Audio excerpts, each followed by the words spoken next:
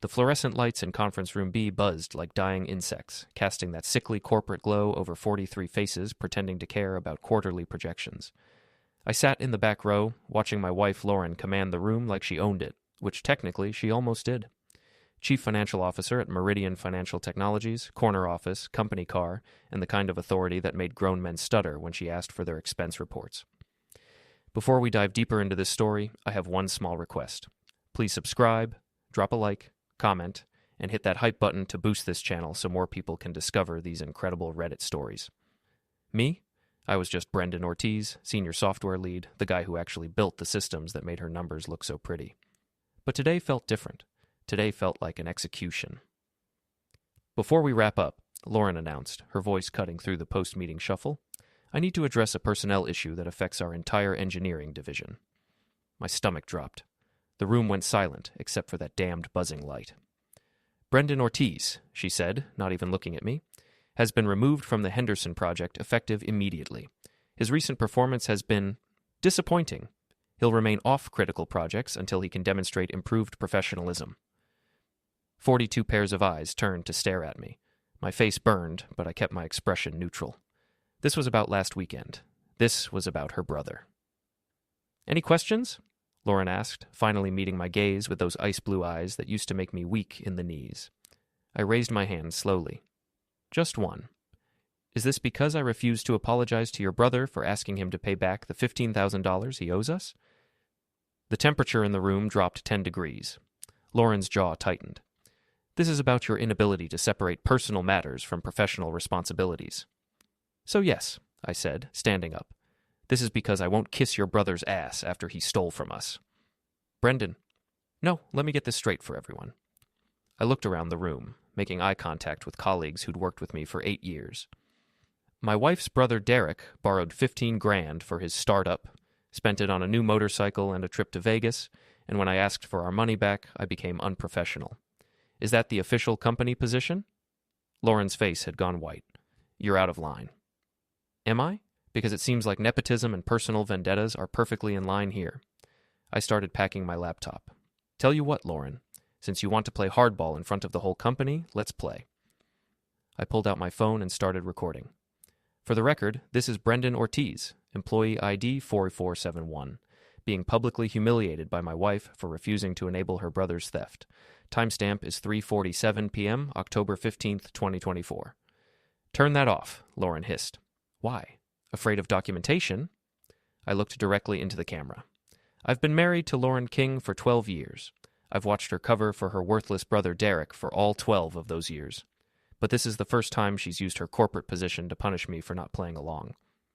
The room was silent. Even the buzzing light seemed to quiet down. Security, Lauren called out.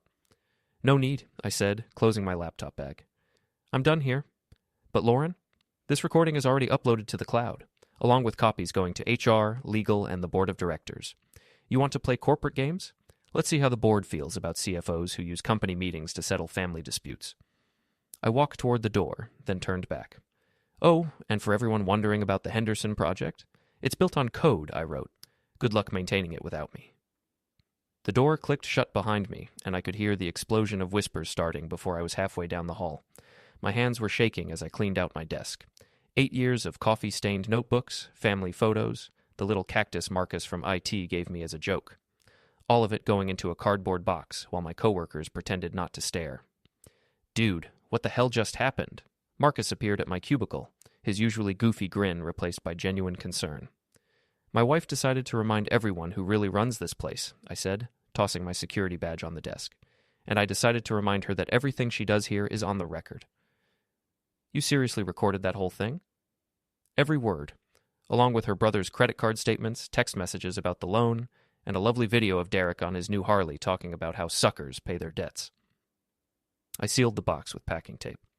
I've been collecting evidence for 3 months, Marcus.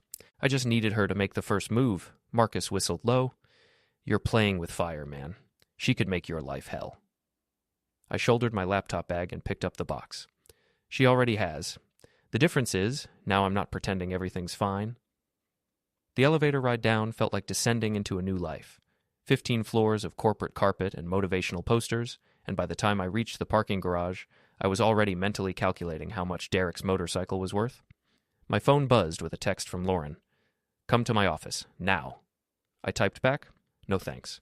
My lawyer will be in touch." Another buzz. "Don't be ridiculous. We can work this out." I deleted the message without responding and drove home to our colonial in Newton, already planning my next move. Lauren had just made the biggest mistake of her career, and she didn't even know it yet. The house felt different when I walked in, quieter, like it was holding its breath. I went straight to the basement, my domain, where Lauren never bothered to venture. 3 monitors, a server rack I'd built myself, and enough processing power to run a small country. This was where I did my real work. I pulled up the files I'd been compiling. Derek's social media posts from Vegas, credit card statements showing $15,000 in cash advances the day after I'd written him the check, screenshots of him bragging to friends about playing the family card to get free money. But the real treasure was Lauren's laptop. She'd been using the same password for 12 years, our anniversary date. Romantic, right? Also incredibly stupid for a CFO. Her email history was a goldmine. Messages to Derek. "Just keep your mouth shut and this will blow over." Messages to her assistant. "Find a reason to write up Brendan. Insubordination, attitude, anything." Messages to HR. "We need to discuss my husband's recent performance issues." She'd been planning this ambush for weeks. I copied everything to an encrypted drive, then started composing emails. One to the board of directors, one to the company's legal department, one to HR with a formal complaint about spousal retaliation. Each one carefully worded, professionally formatted, and backed up with enough evidence to bury her. The front door slammed upstairs. Lauren was home. "Brendan." Her voice echoed through the house, sharp with anger. "Get up here." I saved my work and climbed the stairs slowly. She was standing in the kitchen, still in her power suit, face flushed with fury. "What the hell do you think you're doing?" she demanded. "Making dinner," I said, opening the refrigerator. "Want a beer?" "Oh, wait, we can't afford beer anymore. Your brother spent our money on motorcycle payments." "This isn't about Derek." "Everything's about Derek." I pulled out leftover pizza and popped it in the microwave. "Has been for 12 years. Your precious baby brother can do no wrong, and anyone who says otherwise gets punished. Well, congratulations, Lauren. You finally found a punishment that backfired." She slammed her purse on the counter. "You humiliated me in front of the entire company." "I defended myself in front of the entire company. There's a difference." "By recording me without consent?" Massachusetts is a one-party consent state for recordings. "I consented. That's all the law requires." The microwave dinged, and I pulled out my sad dinner. "Besides, you were the one who decided to make our personal business public. I just made sure there was an accurate record." Lauren's hands were shaking. "You can't seriously think this is going to end well for you." "Define well," I said, taking a bite of cold pizza. "Because from where I'm sitting, I just documented my wife committing workplace retaliation on camera. The board's going to love that." "The board?" Her voice cracked slightly. "Oh yeah. They should be getting my formal complaint right about now, along with copies of your emails planning this whole thing." I watched her face go pale. "Did you really think I wouldn't find out? You've been using the same password since 2012, Lauren." She sank into a chair, the fight going out of her. "You went through my emails?" "I went through our shared laptop, the one you use for personal stuff. Amazing what people put in writing when they think nobody's watching." My phone rang. Unknown number, but I recognized the area code. Brendan Ortiz. "Mr. Ortiz, this is Janet Chen from Morrison, Burke & Associates. I represent Meridian Financial Technologies. I understand there was an incident today?" Lauren was staring at me with something approaching panic. "Yes, there was an incident. My wife used her position as CFO to publicly retaliate against me for a personal family dispute. I have it on video." "I see. The company would like to discuss this matter with you. Could you come in tomorrow morning?" "I'll be there at 9. I hung up and looked at Lauren. Company's lawyers want to chat. Funny how fast they move when there's potential liability involved. Lauren buried her face in her hands. "This is insane. We're married, Brendan. We're supposed to be on the same side. We were, until you chose Derek's side over mine, until you decided to use your corporate power to punish me for standing up to your brother's bullshit." I finished my pizza and put the plate in the sink. 12 years, Lauren. 12 years I've watched you enable that worthless piece of shit. 12 years of him borrowing money he never pays back, crashing at our place when he gets evicted, using our credit cards for emergencies that turn out to be bar tabs and gambling debts. He's family. So am I. Or was, anyway. The silence stretched between us like a chasm. Outside, The October wind rattled the windows of our expensive suburban home, the home we'd bought together, decorated together, planned to grow old in together. "What do you want?" she asked finally. "I want Derek to pay back the $15,000 he owes us. I want you to stop covering for him, and I want you to publicly apologize for what you did today." Lauren laughed bitterly. "You know I can't do that." "Can't or won't?" "Both." I nodded slowly. "Then we have a problem." My phone buzzed with a text from Marcus. "Dude, Lauren just called an emergency meeting with HR and legal. Whatever you did, you've got them spooked." I showed Lauren the message. "Looks like your damage control session is starting. Better hurry back to the office." She stood up, smoothing her skirt. "This isn't over, Brendan." "No," I agreed. "It's not. But it's not going to end the way you think it is." After she left, I went back to the basement and opened a new file. If Lauren wanted to play hardball, I'd show her what hardball really looked like. I started with Derek's criminal record, 2 DUIs, a possession charge, and a domestic violence complaint from his ex-girlfriend. All public records, all things Lauren had helped him cover up over the years. Then I moved on to Lauren's own secrets, the company credit card charges for personal expenses, the suspicious consulting payments to Derek's fake LLC, the vacation days she'd taken but reported as business travel. By midnight, I had enough evidence to end both their careers. I leaned back in my chair and smiled for the first time all day. Lauren thought she could intimidate me into submission. Derek thought he could steal from us without consequences. They were both about to learn how wrong they were. The Morrison, Burke, and Associates office smelled like expensive leather and fear. I sat in their conference room at exactly 9 a.m., watching 3 lawyers shuffle through papers while trying to look like they weren't completely panicked. Janet Chen, the lead attorney, cleared her throat. "Mr. Ortiz, thank you for coming in. We've reviewed the materials you sent to the board, and we'd like to discuss a resolution." "What kind of resolution?" I asked, keeping my voice neutral. "Well, first, we need to understand your intentions. Are you planning to file a formal complaint with the State Labor Board?" I pretended to consider this. "That depends on how seriously Meridian takes workplace retaliation." The second lawyer, a nervous-looking guy named Thompson, leaned forward. "The company is prepared to offer you a generous severance package. 6 months' salary, plus benefits, in exchange for a mutual non-disclosure agreement." "So, you want to pay me to keep quiet about your CFO using company meetings to settle personal scores?" "We want to resolve this matter quietly and professionally," Janet said. I opened my laptop and pulled up a video file. "Before we talk resolution, you should probably see this." The screen filled with Derek King on his new Harley-Davidson, revving the engine outside some dive bar in Southie. The audio was crystal clear thanks to his friend's phone being 3 feet away. "Dude, how'd you afford this bike?" his buddy asked. Derek grinned and patted the gas tank. "My sister's husband wrote me a 15 grand check. Told him it was for a startup, but fuck that. Life's too short to pay suckers back, you know?" His friend laughed. "Your sister knows?" "Lauren? She doesn't give a shit as long as I keep quiet about her little side business. Family loyalty, bro. It's beautiful." I paused the video. The lawyers were staring at the screen like it might explode. "Side business?" Janet asked weakly. I clicked to another file. "Derek's been getting consulting payments from Meridian for 3 years. $2,500 a month for market research. Want to guess how much market research a high school dropout with 2 DUIs can provide to a financial technology company?" Thompson was frantically taking notes. "How did you obtain this video?" Derek posted it on his Instagram story. Public social media. Completely legal to download. I closed the laptop. "So let's talk about that resolution. Because from where I'm sitting, your CFO has been embezzling company funds to pay her criminal brother, and when her husband found out, she retaliated using her corporate position." The third lawyer, who hadn't spoken yet, finally found his voice. "What exactly are you asking for, Mr. Ortiz?" "Full reinstatement with back pay.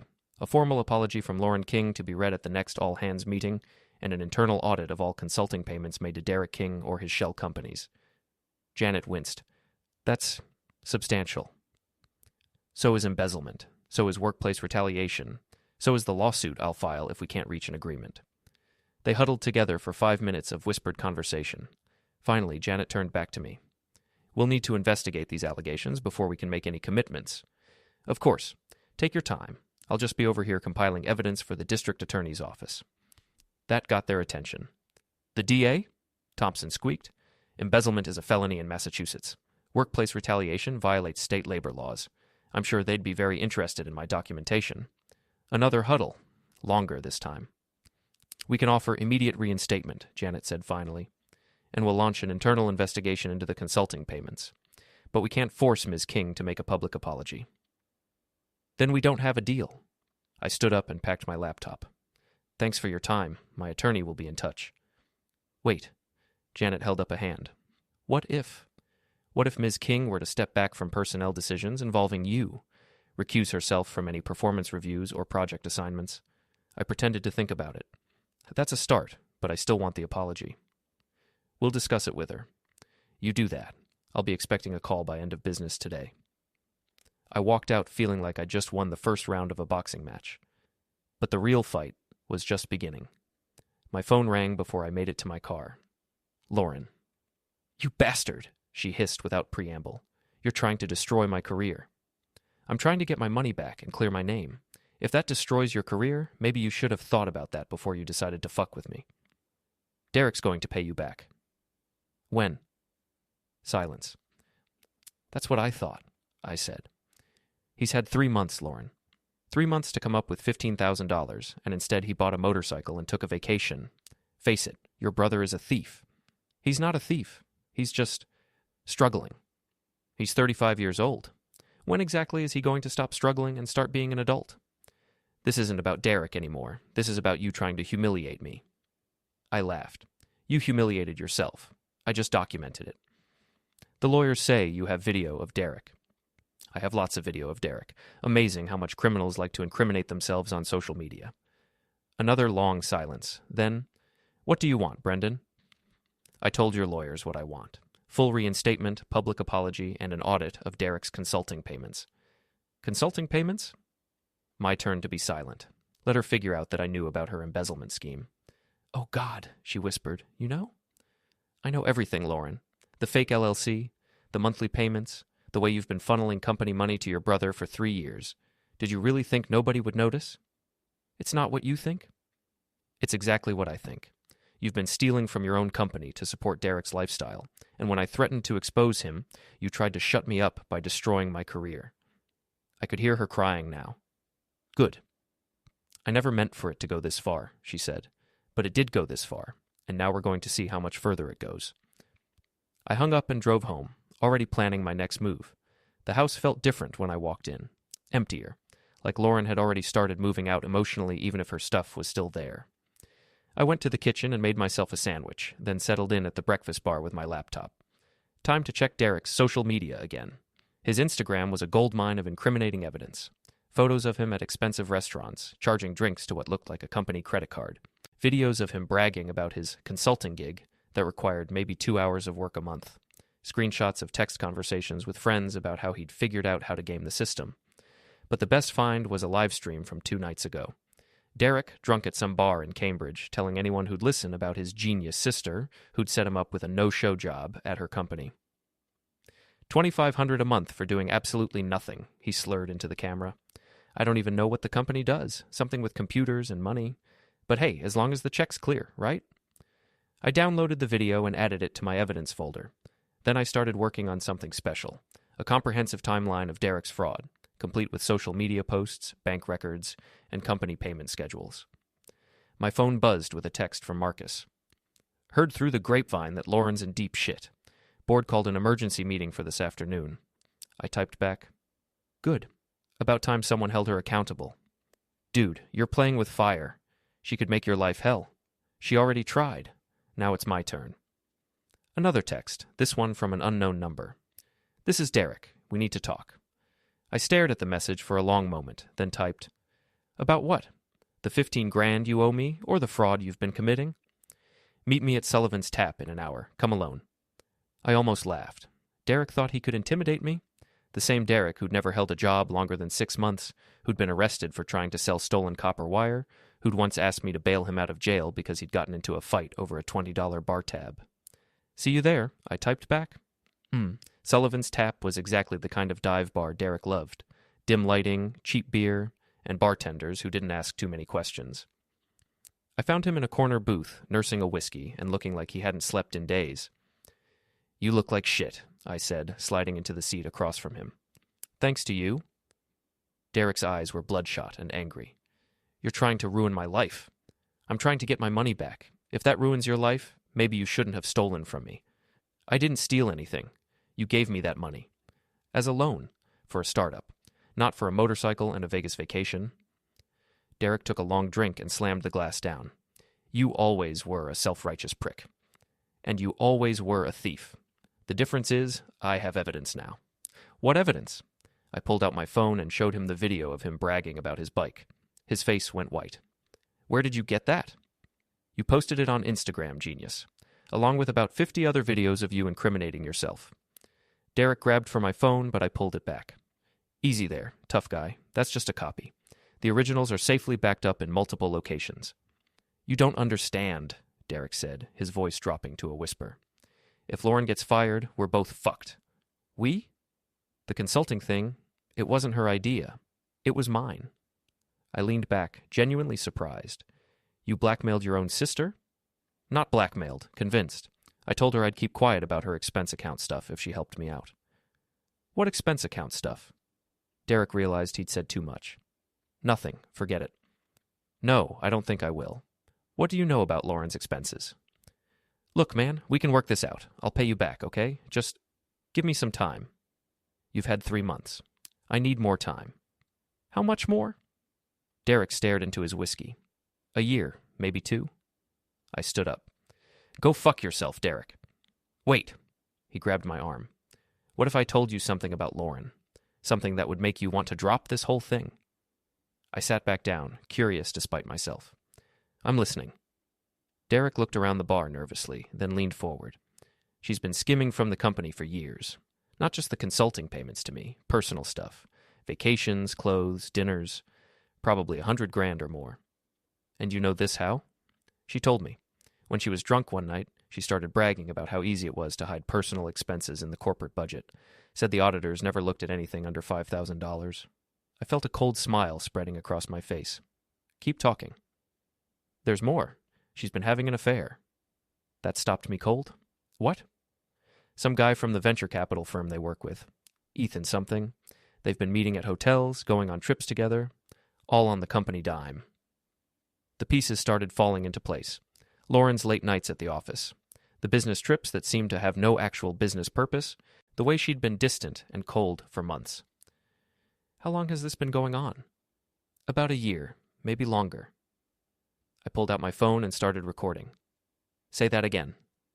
Derek realized what was happening and tried to backtrack. No, man, I can't.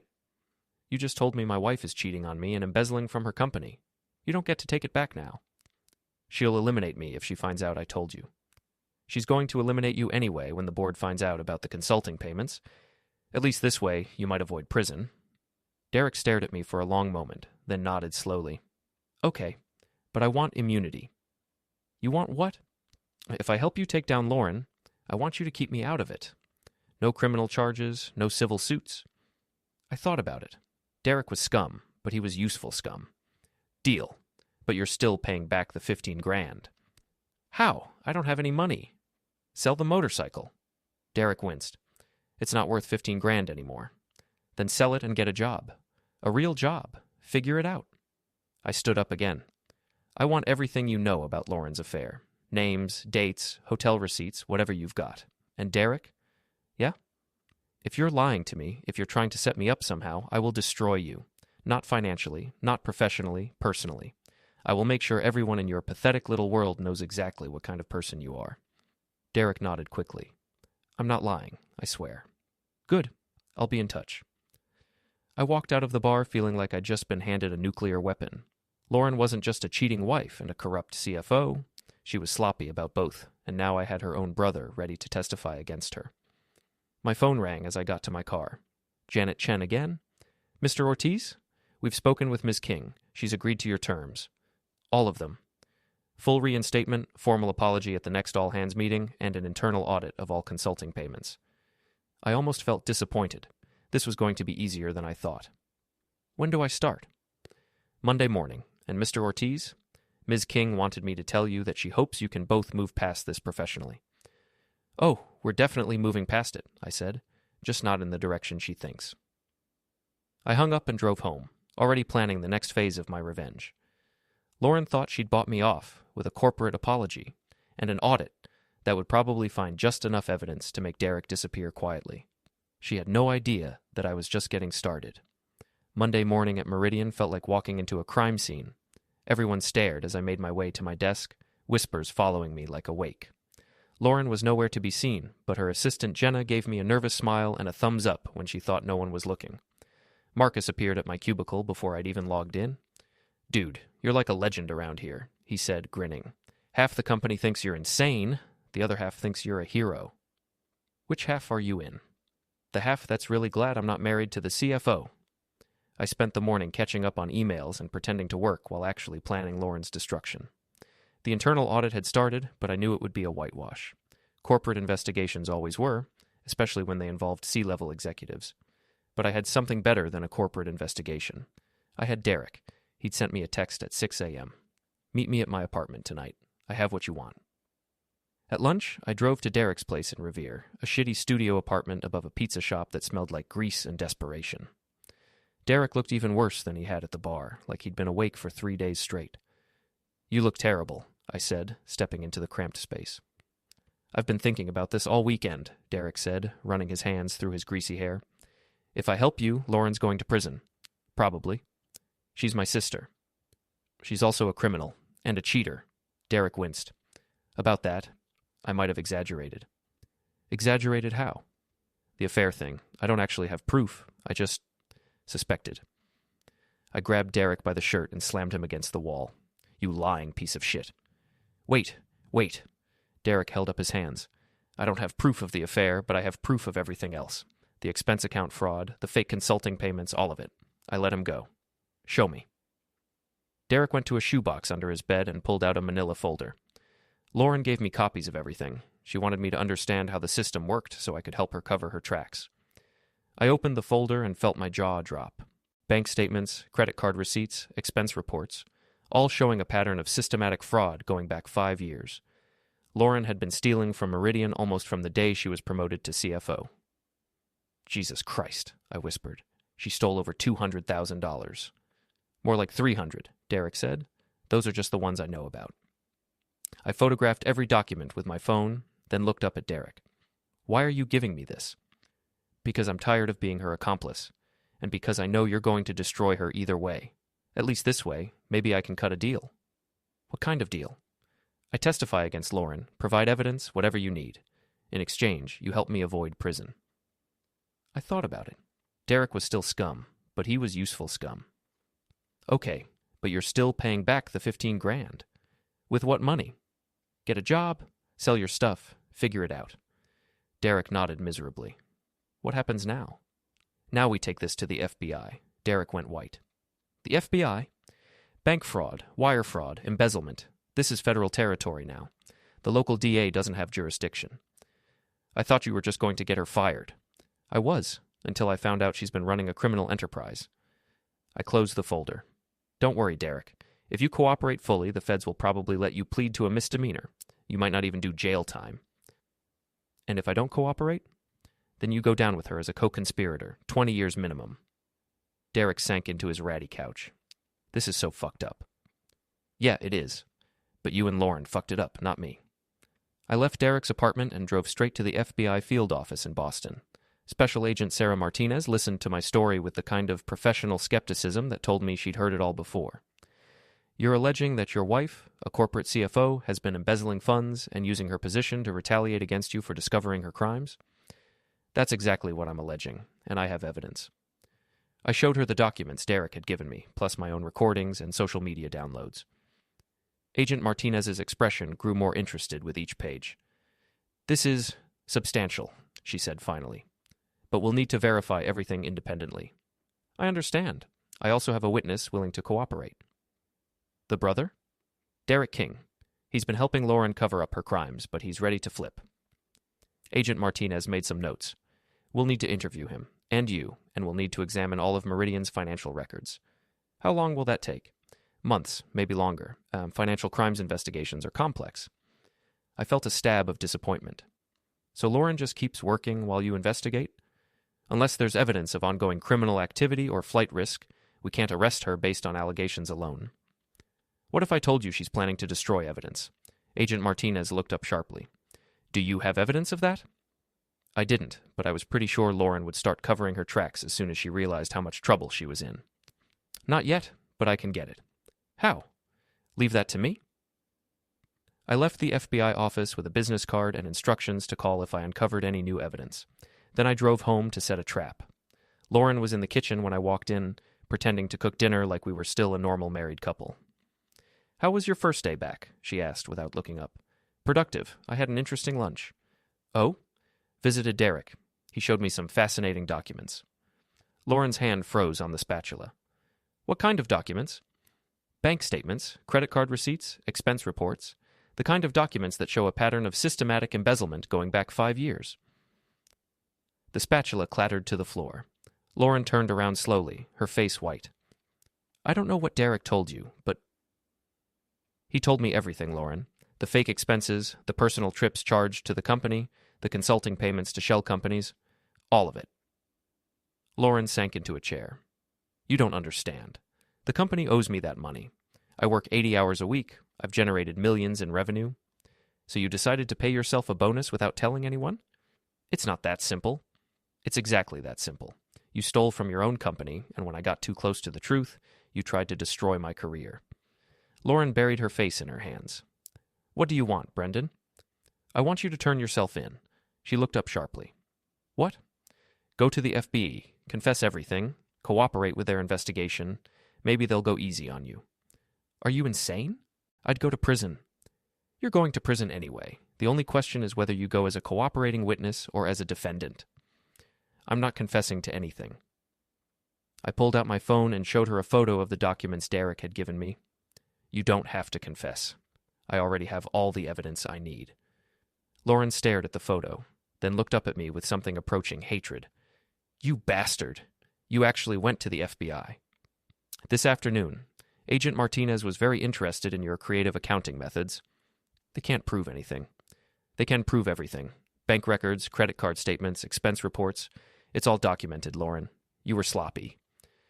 Derek won't testify against me. He's my brother. Derek's already agreed to cooperate. He's more afraid of prison than he is of you. The fight went out of Lauren like air from a punctured balloon. She slumped in her chair, looking older than her 39 years. How long have you known? She asked quietly. About the embezzlement? 3 days. About the retaliation? Since the moment you pulled that stunt in the all-hands meeting. I never meant for it to go this far. But it did go this far, and now we're going to see how much further it goes. Lauren looked up at me with tears in her eyes. What happens to us? There is no us. There hasn't been for a long time. Brendan, please. We can work this out. I'll pay the money back. I'll resign from Meridian, whatever you want. What I want is for you to face the consequences of your actions. For once in your life, take responsibility for what you've done. And if I don't? I stood up and headed for the stairs. Then you'll find out what it's like to be on the wrong side of someone who actually knows how to fight back. I spent the evening in the basement, compiling more evidence and planning my next move. Lauren was upstairs, probably calling lawyers and trying to figure out how to minimize the damage. But it was too late for damage control. The FBI was involved now, and they had everything they needed to build a case. Derek would testify, the documents would speak for themselves, and Lauren would finally face justice. My phone buzzed with a text from Derek. Lauren called me. She's freaking out. She wants to meet tomorrow. I typed back, let her freak out. Don't meet with her alone. She might try to intimidate you into changing your story. What if she offers me money to keep quiet? Record the conversation. Bribery and witness tampering are additional felonies. This is really happening, isn't it? Yeah, Derek, it's really happening. I set the phone aside and leaned back in my chair. For the first time in months, I felt something approaching peace. Lauren had spent years thinking she was untouchable, that her position and her family connections made her immune to consequences. She was about to learn how wrong she was. The next morning brought an email that made my coffee taste even better. Agent Martinez wanted to meet with Derek that afternoon, and she wanted me there as a witness. Lauren's world was about to get much smaller. I forwarded the message to Derek with a simple note. Don't fuck this up. At work, Lauren was conspicuously absent. Her assistant Jenna whispered that she'd called in sick, but everyone knew the truth. She was meeting with lawyers, trying to find a way out of the hole she'd dug herself. Marcus stopped by my desk around 10 with gossip from the executive floor. Word is, the board called an emergency meeting for tomorrow, he said, pretending to look at code on my monitor, and they've hired an outside law firm to handle the internal investigation. Interesting. Also interesting, Derek King's consulting contract was terminated this morning, effective immediately. I smiled. Poor Derek. Guess he'll have to find a real job now. You're enjoying this way too much, man. Am I? My wife tried to destroy my career to protect her criminal brother. I think I'm entitled to enjoy watching them both get what they deserve. Marcus shook his head. Just be careful, okay? People like Lauren don't go down quietly. He was right to be worried. At lunch, I got a text from an unknown number. We need to talk. Meet me at the Marriott downtown. Room 1247. Come alone. It wasn't signed, but I knew it was Lauren. She was making her last desperate play. I almost ignored it. Almost. But curiosity got the better of me, and besides, I wanted to see how far she'd go to save herself. The Marriott was one of those generic business hotels that catered to expense account travelers and affairs. I took the elevator to the 12th floor, wondering what Lauren thought she could possibly say that would change anything. She opened the door before I could knock, looking like she'd aged 5 years overnight. Her hair was disheveled, her makeup smeared, and she was wearing the same clothes from yesterday. "Thank you for coming," she said, stepping aside to let me in. The room was a mess. Room service trays, empty wine bottles, tissues scattered everywhere. Lauren had been here all night, probably drinking and crying and trying to figure out how to fix the unfixable. "Nice place," I said, looking around. "Company paying for this too?" "Brendan, please, we need to talk." "So, talk." Lauren poured herself a glass of wine with shaking hands. "I know you're angry. You have every right to be. I made mistakes. You committed felonies. But we can work this out. We don't have to destroy each other." I sat down in the room's single chair, curious to see where this was going. "What exactly are you proposing?" "I resigned from Meridian. I pay back everything I took. We get divorced quietly, split our assets, and move on with our lives." "And the FBI investigation? You tell them you were mistaken, that you misunderstood what Derek showed you?" I almost laughed. "You want me to lie to federal agents? I want you to be reasonable. Prison won't help anyone, Brendan. It won't get your money back. It won't repair your reputation. It won't make you happy." "You're right, but it will make sure you never do this to anyone else." Lauren's face crumpled. "I'm begging you. Please don't destroy my life." "I'm not destroying your life, Lauren. You destroyed your own life. I'm just making sure there are consequences." "What if I told you about Ethan?" That got my attention. "What about Ethan?" "Derek was right. I've been seeing someone. Ethan Bell from North Point Ventures." "For how long?" 8 months. I felt something cold settle in my stomach. "Were you planning to leave me for him?" Lauren nodded miserably. "After the Henderson project closed, I was going to ask for a divorce. So you decided to destroy my career first?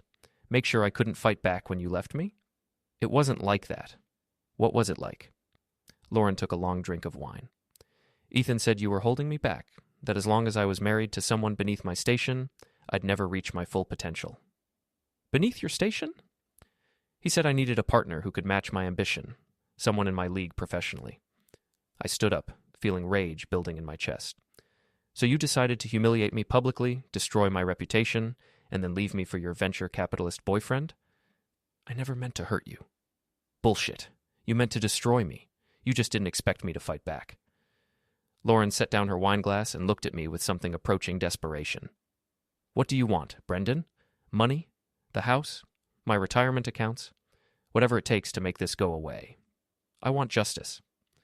"Justice won't keep you warm at night. Neither will a cheating wife." I headed for the door, then turned back. "By the way, I'm recording this conversation. Attempted bribery of a federal witness is another felony." Lauren's face went white. "You're wearing a wire?" I pulled out my phone and showed her the recording app. Amazing what technology can do these days. "You bastard." "Yeah, I am. But I'm an honest bastard. That's the difference between us." I left Lauren in her hotel room and drove straight to the FBI office. Agent Martinez listened to the recording with professional interest. "She offered you money to lie to us?" "Multiple times. She also confessed to having an affair and planning to leave me after destroying my career. We'll add attempted bribery to the charges. This actually helps our case significantly." "How so?" "It shows consciousness of guilt. Innocent people don't try to bribe witnesses." I left the FBI office feeling like I'd just delivered the final nail in Lauren's coffin. But I wasn't done yet. There was still Ethan Bell to deal with. North Point Ventures had offices in a gleaming tower downtown, the kind of place where 25-year-olds in $1,000 suits moved millions of dollars around like Monopoly money. I found Ethan's office on the 30th floor, all glass and chrome and aggressive modernism. He was younger than I'd expected, maybe 35, with a kind of artificially perfect appearance that screamed personal trainer and cosmetic dentist. He looked up from his laptop when I knocked on his open door. "Can I help you?" "I'm Brendan Ortiz, Lauren King's husband." Ethan's face went carefully neutral. "And I see. Please, come in." I closed the door behind me and sat down across from his desk. "I think we need to have a conversation." "About what?" "About my wife, about your relationship with her, about the advice you gave her regarding my career." Ethan leaned back in his chair, trying to look casual. "I'm not sure what Lauren might have told you." "She told me you've been fucking her for 8 months. She told me you convinced her I was beneath her station. She told me you advised her to destroy my reputation before leaving me." "That's not exactly accurate." I pulled out my phone and played a snippet of Lauren's hotel room confession. Ethan's face went pale as he heard her voice. "Ethan said you were holding me back, that as long as I was married to someone beneath my station, I'd never reach my full potential." "Where did you get that recording?" "Lauren made it for me yesterday. Very considerate of her." Ethan stood up and walked to his window, looking out at the Boston skyline. "What do you want?" "I want you to stay away from my wife, permanently."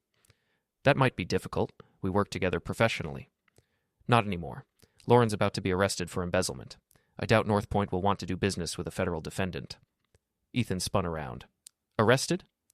"The FBI is building a case.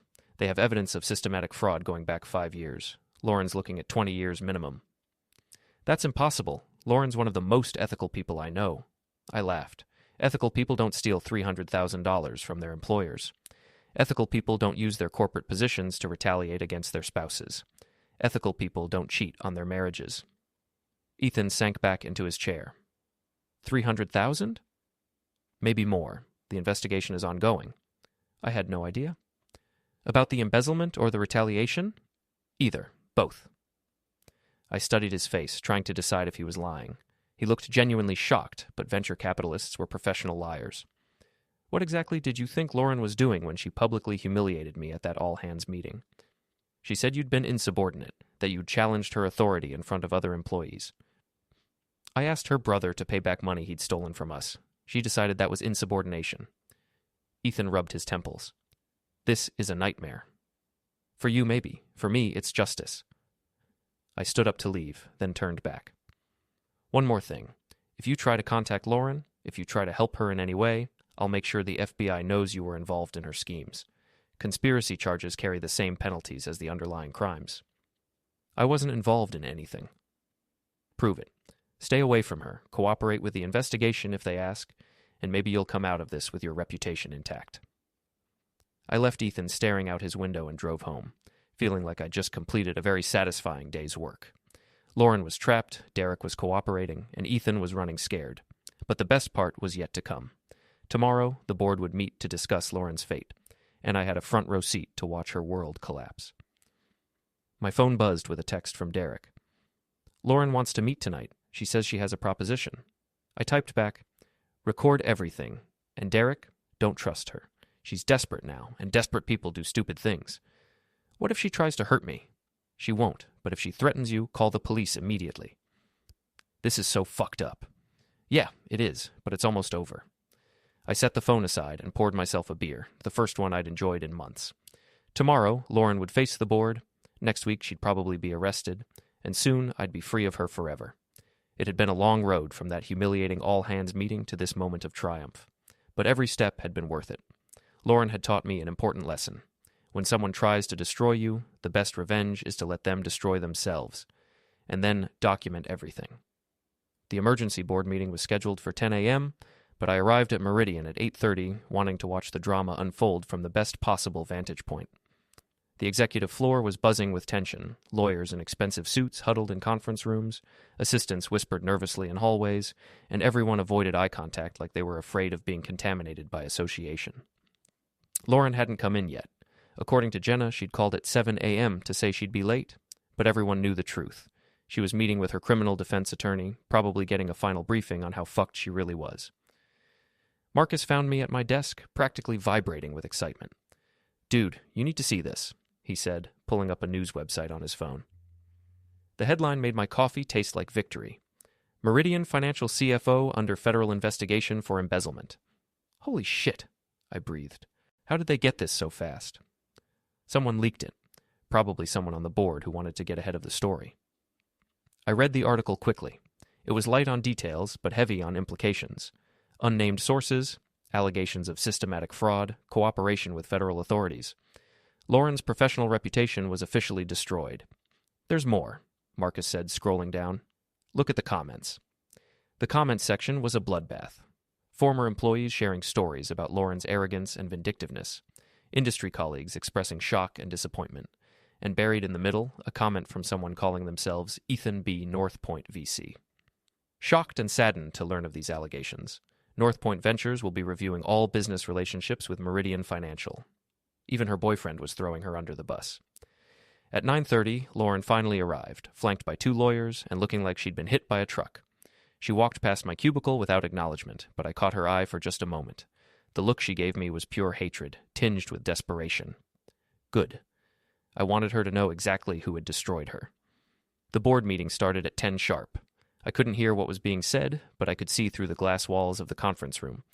Lauren sat at one end of the table, her lawyers beside her, while 8 board members and their legal counsel faced her from the other side.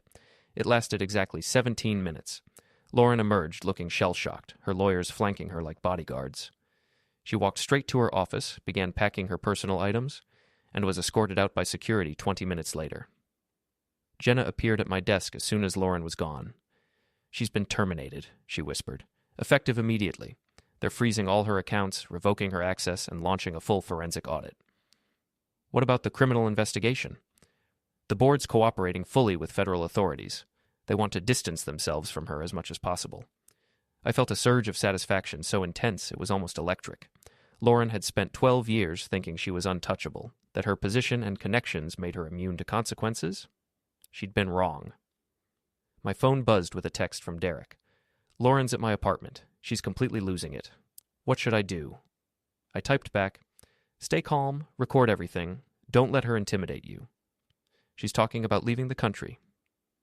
Forward that message to Agent Martinez immediately. Flight risk changes everything." I spent the rest of the day fielding congratulations from colleagues who'd witnessed Lauren's reign of terror and were glad to see it end. But the real satisfaction came from knowing that this was just the beginning. Lauren might be fired, but she wasn't in handcuffs yet. That would come later. At 5 p.m., I got the call I'd been waiting for. "Mr. Ortiz, this is Agent Martinez. We're moving forward with the arrest. Can you meet us at your house in an hour?" "She's there. According to our surveillance, she arrived 20 minutes ago. We want to take her into custody quietly, without a scene." I drove home slowly, savoring every moment. Lauren's car was in the driveway, and I could see her silhouette through the kitchen window. She was probably trying to figure out how to liquidate our assets before the FBI froze everything. Too late for that, too. Agent Martinez was waiting at the end of our street with 3 other agents and a warrant. I gave them my keys and waited in my car while they approached the house. Through the window, I watched Lauren's face change from confusion to terror as she realized what was happening. She tried to run toward the back door, but 2 agents were already there. She tried to flush something down the toilet, but Agent Martinez stopped her before she could destroy whatever evidence she'd been carrying. The whole thing was over in 5 minutes. They brought Lauren out in handcuffs, her head down, her expensive suit wrinkled and stained with tears. She looked up as they loaded her into the federal marshal's vehicle, and for a moment our eyes met through my car window. I smiled and waved. The look of pure hatred she gave me was worth every sleepless night, every moment of humiliation, every second of doubt I'd endured over the past months. Agent Martinez walked over to my car as the marshal's vehicle drove away. "We found additional evidence in the house," she said. "Bank records, offshore account information, correspondence with Derek about the consulting scheme. She was definitely planning to flee." "What happens now?" "Arraignment tomorrow morning. The prosecutor will ask for no bail given the flight risk. She'll probably be held pending trial." "How long until trial?" 6 months to a year. But with the evidence we have, she'll probably plead guilty to avoid a longer sentence." I nodded. "What about Derek?" "He's agreed to testify in exchange for a plea deal. Probation and restitution, no jail time." "And Ethan Bell?" We're still investigating his involvement. So far, it looks like he was just the boyfriend, not a co-conspirator. But if we find evidence he knew about the fraud, we'll charge him too. Agent Martinez handed me her card. We'll need you to testify at trial, assuming it goes that far. Are you prepared for that? Absolutely, she smiled. You did good work here, Mr. Ortiz. A lot of people would have just gotten divorced and walked away.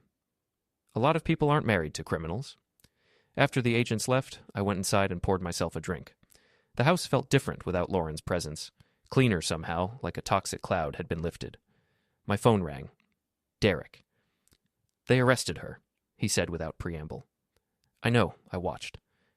She called me from jail. She wants me to post bail. Are you going to? With what money? Besides, the FBI guy said she's probably not getting bail anyway. Good.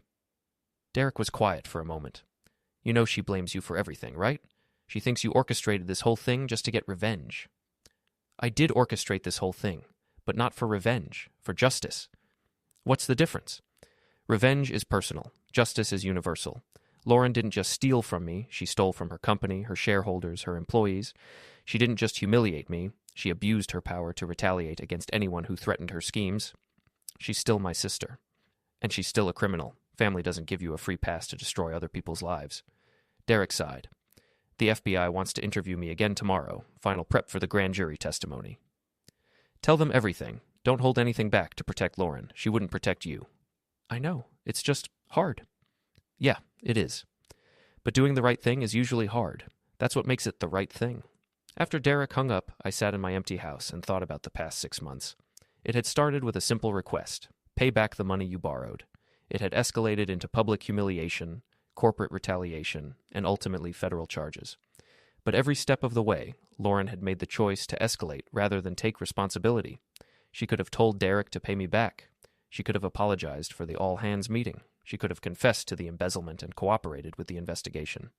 Instead, she'd chosen to fight, to lie, to try to destroy me rather than face the consequences of her actions. And now she was in federal custody, facing 20 years in prison, with her career destroyed and her reputation in ruins. I felt no sympathy for her. None at all. My phone buzzed with a text from an unknown number. This isn't over. I stared at the message for a moment, then forwarded it to Agent Martinez with a note.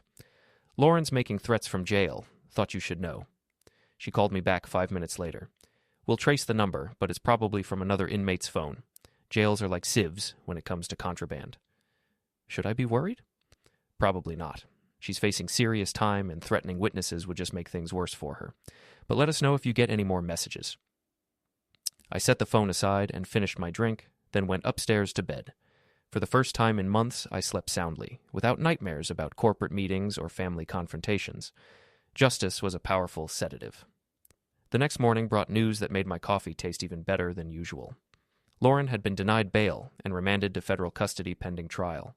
The judge had cited flight risk, the seriousness of the charges, and the substantial evidence against her. She was going to sit in jail for the next 6 months, thinking about how her arrogance and greed had destroyed her life. I hoped she had plenty of time to think. Marcus stopped by my desk with an update from the rumor mill. Word is Ethan Bell got fired yesterday. North Point cut all ties with him after the FBI started asking questions. Good. Maybe he'll think twice before advising married women to destroy their husbands' careers. You're really not going to forgive her, are you? I looked up from my code. Forgive her for what? Stealing $300,000, committing perjury, trying to destroy my career, planning to leave me after she'd ruined my reputation? For being human, for making mistakes. Those weren't mistakes, Marcus. They were choices. Deliberate, calculated choices made over months and years. Lauren knew exactly what she was doing, and she did it anyway because she thought she could get away with it. So what happens now? Now she faces trial. She probably pleads guilty to avoid a longer sentence. She goes to prison for 5 to 10 years, and I get on with my life. Just like that? Just like that. Marcus shook his head. I don't think I could be that cold. You've never been married to someone who tried to destroy you. That afternoon, I got a call from Meridian's new interim CFO. They wanted to offer me a promotion, senior director of engineering, with a substantial raise and stock options. We recognize that you've been through a difficult situation, she said. The company wants to make sure you know how much we value your contributions. It was guilt money, of course. Meridian was terrified I'd sue them for allowing Lauren to retaliate against me. But I didn't care about their motivations. The promotion was real. The money was real, and it would help me rebuild my life. I accept, I said. Excellent. We'll announce it at next week's all-hands meeting. The irony wasn't lost on me. Lauren had tried to destroy my career in an all-hands meeting, and now I'd be getting promoted in one. That evening, I drove to Sullivan's Tap for a celebratory drink, the same dive bar where Derek had first told me about Lauren's affair, where this whole thing had really started. The bartender recognized me and poured my usual without being asked. "Heard your wife got arrested," he said conversationally. "News travels fast." Small world, especially in the financial district. Everyone knows everyone. I took a sip of my beer and looked around the bar. It was the same crowd as always, working-class guys unwinding after long days, talking about sports and politics and the general unfairness of life. None of them would ever have the power to embezzle hundreds of thousands of dollars. None of them would ever be in a position to destroy someone's career out of spite. They were just regular people, trying to get by, playing by the rules even when the rules seemed stacked against them. Lauren had forgotten what it was like to be a regular person. She'd gotten drunk on power and money and the belief that she was above consequences. Now she was about to remember what consequences felt like. My phone buzzed with a text from Agent Martinez. "Grand jury returned indictments on all counts. Trial scheduled for April. We'll need you to testify." I typed back, "Looking forward to it." And I was.